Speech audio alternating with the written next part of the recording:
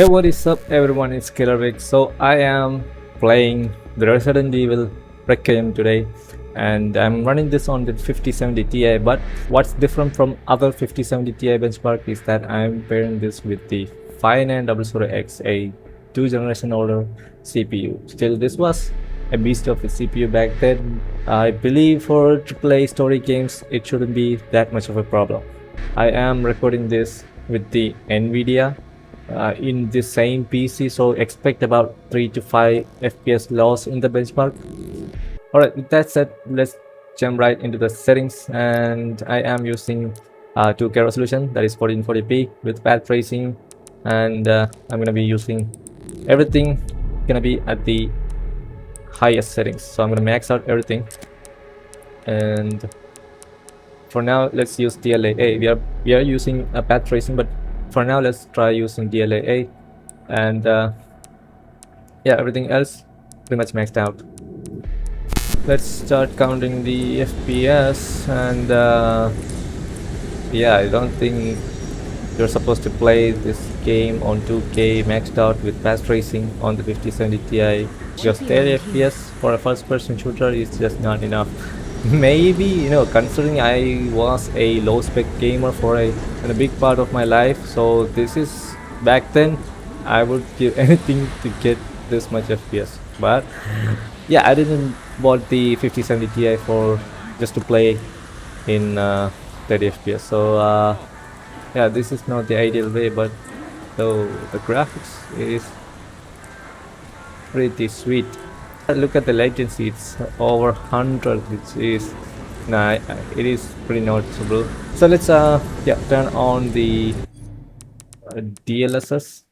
I do recommend using quality DLSS, because anything below that, like balance or performance, anything below quality would be just a bit better. I mean, it would be more like smoother, not by performance, but look at that, it's already smoothened because of DLSS, and even going below that will just be not that great for a 2K resolution. If you're playing on 4K, I believe you can maybe play on DLSS performance, but for 2K, stick to quality, maybe balanced if you feel generous. But yeah, that brings our latency down to 50ish, which is okay. I think I don't feel much input delay, especially when I'm playing with the controller. If I try the keyboard and mouse, well, there is like a tiniest bit of latency. Like I could feel that, but I don't think it's gonna ruin my gameplay. It is very minor though. Yeah, but for people who are using gamepad, yeah, it's not that noticeable. I'm curious, I wanna try and see how the frame generation will perform. I'm pretty sure the latency, I mean that, yeah, the latency will go up.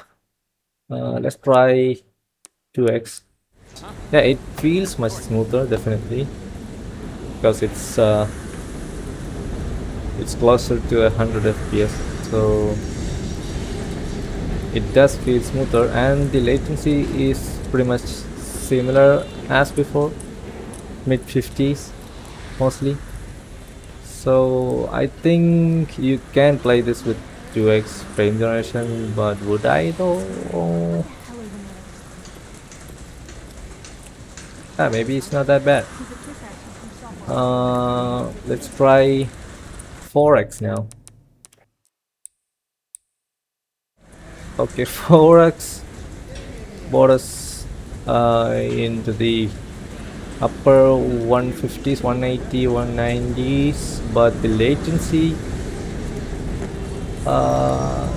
is not that bad. It may have increased about roughly 5 to 10 ms, but it's still not that bad when I'm playing with the controller. But I can see some graphical issues here and there, like this thing is too smooth. Maybe it's because of the DLSS. Oh, okay. what I can definitely see here, there are a lot of lines on the screen. Yeah, I don't recommend you playing with frame generation 4x. Don't do that unless you don't really care about these kind of artifacts, and you're probably not gonna be moving that fast.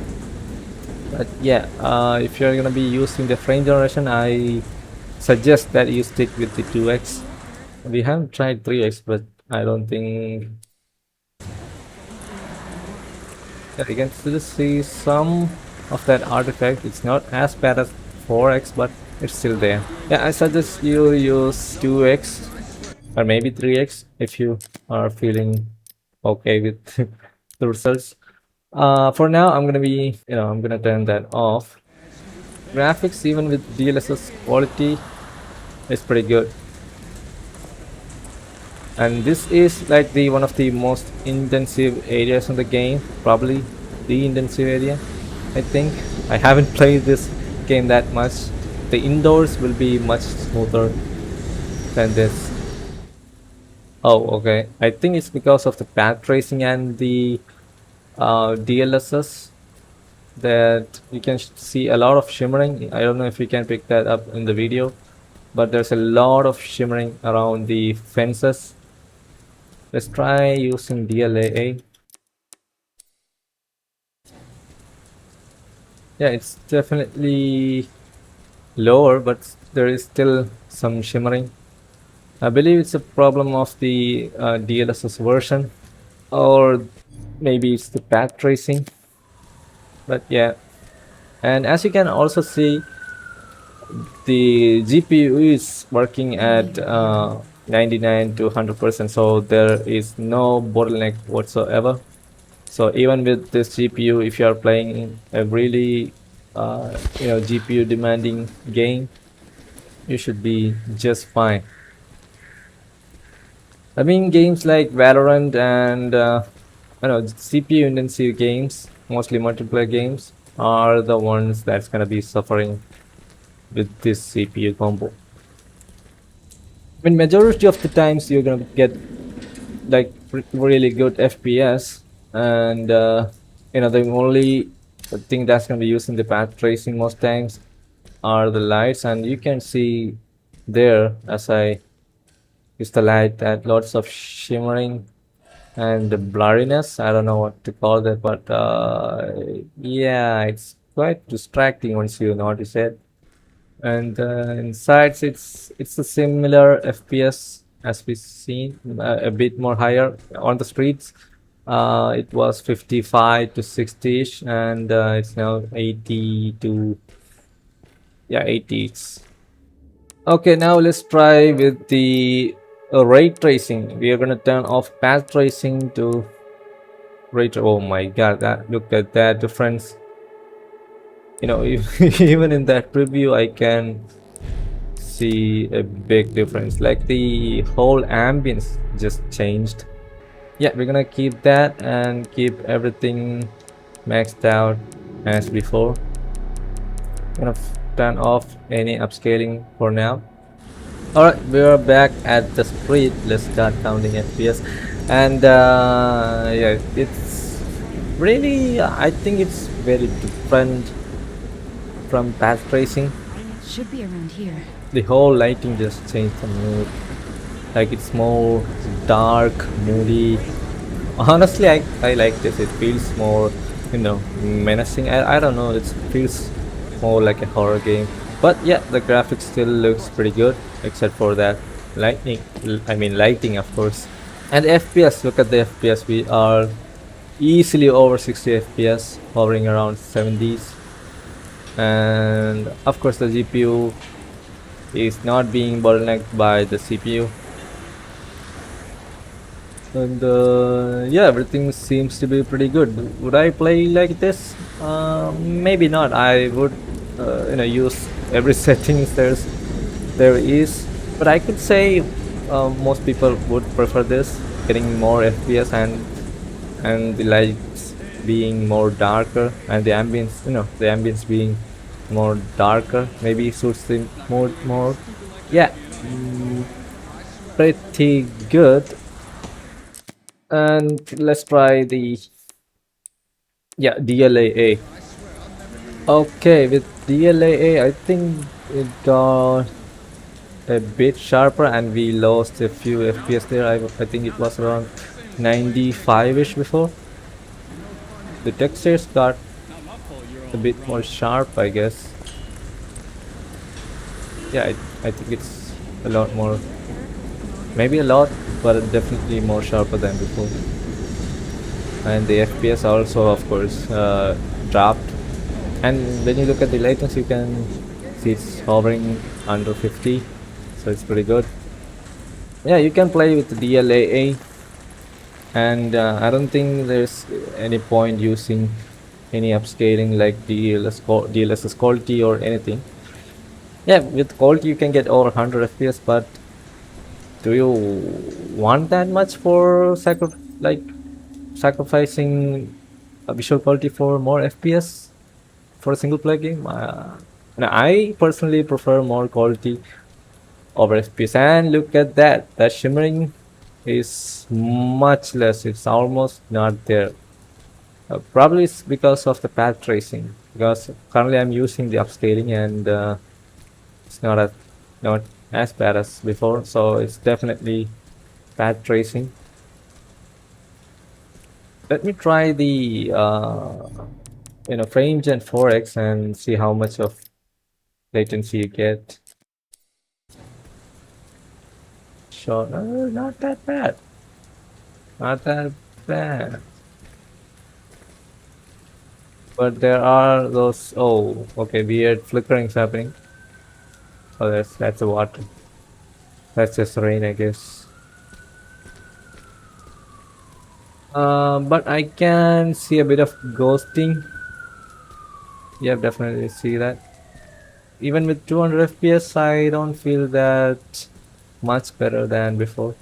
Yeah, the feeling is not that great. Let's try 2x, which I think most people should be using for this game with this card, of course. But yeah, you can see some kind of ghosting. I mean, you probably won't be going in circles like this in the game. Maybe you would, I don't know. But yeah, it's okay. Over 60 FPS, I always try not to make more compromises to visuals as possible. I'm a guy who focus more on the visual quality for single player games and more FPS for the multiplayer games. That's just how I used to be. I used to play games with maybe like 20 FPS at 480p when looking up and down. And from that to this, that is a big leap. Look at that. Still with the ray tracing, it's pretty good. Maybe not as good as path tracing, but it's pretty good. It's much more, like I said, dark and moody, and I like that. Okay, with path tracing, we were getting about 82-ish FPS, and with our ray tracing, it's now over 90, and you can see the shimmering and blurry effects, everything is gone. So I hope they patch that path tracing soon.